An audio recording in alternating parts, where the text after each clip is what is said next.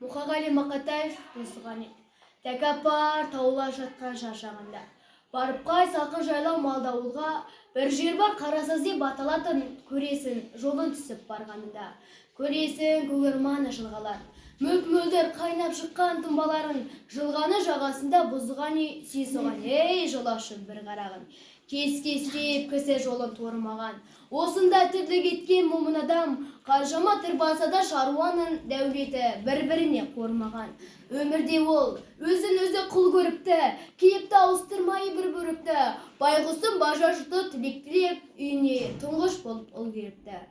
Той жасап, торға төсеп шабылмаған, демек тойдың жабдығы табылмаған, өмір дейтін өзгермес мекеменің алдында әжем мені қабылдаған. Кейін әкем ел жұртын басқарыпты, қашанға жарғақ бөрік тасталыпты, жылғалардың жағасында бұзған там ғұмырым осы жерден басталыпты.